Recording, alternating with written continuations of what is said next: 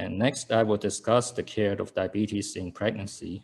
And this group of patients include women who are known to have diabetes since they became pregnant, or those who were found to have hyperglycemia only during pregnancy, which we term gestational diabetes. Diabetes confers certain risks on pregnancy, including spontaneous abortion, fetal anomalies, preeclampsia, macrosomia, neonatal hypoglycemia, hyperbilirubinemia, and neonatal respiratory distress syndrome. Moreover, the offspring of a diabetic mother has increased risk of obesity, hypertension, and type 2 diabetes later in life. It is therefore very important to keep the mother's glucose level as near normal as possible during pregnancy in order to prevent these complications. For the pregnant women without diabetes history but with risk factors for diabetes, such as obesity and glucose intolerance, we would screen for gestational diabetes by doing either a one-step 75-gram oral glucose tolerance test or a two-step 100-gram oral glucose tolerance test when the mother is at 24 to 28 weeks gestation. And for the women already known to have diabetes, preconception counseling should be part of routine diabetes care starting at puberty when the patient reaches reproductive potential. It is important to optimize the patient's glycemic control before becoming pregnant, and so prior to that, effective contraception should be used. The patient should be told that it is important to keep glucose levels as close to normal as possible, ideally achieving an hemoglobin A1C of less than 6.5% in order to prevent pregnancy complications. And during pregnancy, women with pre-existing diabetes have a greater risk of development or progression of diabetic retinopathy. They should therefore have a dilated eye exam before or during the first trimester of pregnancy, and then monitor every trimester and for 1 year postpartum. During pregnancy, the glycemic targets are comparably more stringent than during the non-pregnant state. The ADA and the American College of Obstetricians and Gynecologists recommend a fasting glucose of below 95 milligrams per deciliter and either 1 hour postprandial glucose level less than 140 or 2 hour postprandial glucose less than 120 milligrams per deciliter. The Taiwan guideline recommends essentially the same glucose targets with the addition of a glycated albumin level of less than 15.8%. And the reason to use glycated albumin level as a measure of average glycemic control is that the hemoglobin A1C is slightly lower in pregnancy than in the non-pregnant state due to increased red blood cell turnover, and therefore may not be very accurate. Glycated albumin reflects the level of glycemic control in the preceding 2 to 4 week period and is not influenced by hemoglobin levels. But if the hemoglobin A1C is used as the measure of glycemic control, ideally a target level of less than 6% should be achieved during pregnancy. However, if there is significant risk of hypoglycemia, the target may be relaxed to 7%. For pregnant women with gestational diabetes, lifestyle behavior change is the most essential component of diabetes management and may be sufficient for many women without the addition of pharmacotherapy. However, if lifestyle change is insufficient to achieve glycemic targets, then insulin therapy may be added. In some countries, metformin or glyburide may be added during pregnancy. However, these oral drugs are not recommended for pregnant women in our country, since both drugs cross the placenta and may affect the fetus.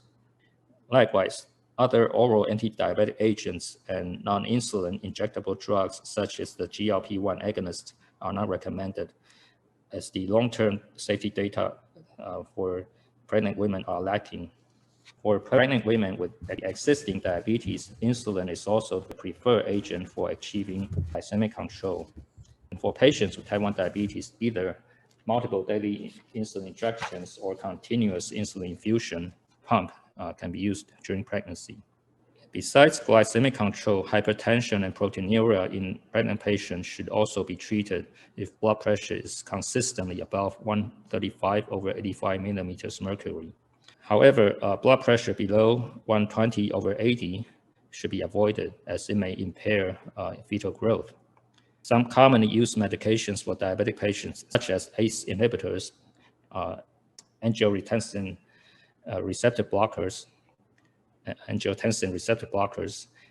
statins, should be stopped when the patient is pregnant, as they are potentially harmful in pregnancy. And other safer antihypertensive drugs, such as calcium channel blockers, should be used instead. Immediately after delivery of the child, insulin resistance will decrease dramatically, and insulin requirement often becomes roughly about half the pre-pregnancy requirement for the initial few days postpartum. And so insulin dosage may need to be readjusted.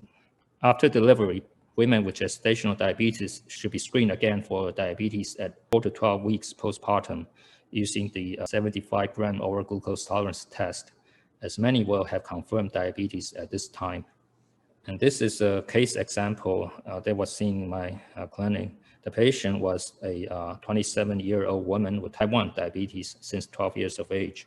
Her diabetes was complicated with nephropathy, and she also had hypercholesterolemia. Her glycemic control was not optimal, as she had hemoglobin A1C of 7.3%, and she had elevated blood glucose levels. Her cholesterol level was elevated also, and she had microalbuminuria. And during a routine clinic visit, she announced that she was found to be pregnant for 7 weeks. At that time, her blood glucose had been frequently above 200 milligrams per deciliter. Her medications included injections of rapid-acting insulin aspart before each meal and insulin glargine once daily as basal insulin. She was also taking atorvastatin for hypercholesterolemia. So upon receiving news of her pregnancy, we changed her insulin glargine to detamir, which has more safety data for use during pregnancy. Atorvastatin was discontinued immediately, as it is potentially harmful during pregnancy. We also referred the patient to a dietitian specialized in managing pregnant women with diabetes. And after nutritional assessment, the dietitian developed a specific meal plan for her, including the daily calories and the amount of each type of food recommended for her to be taken each day. The patient was also instructed to check her blood glucose multiple times every day. And by using our diabetes telecare service, she could transmit the glucose data to our hospital using a mobile phone application.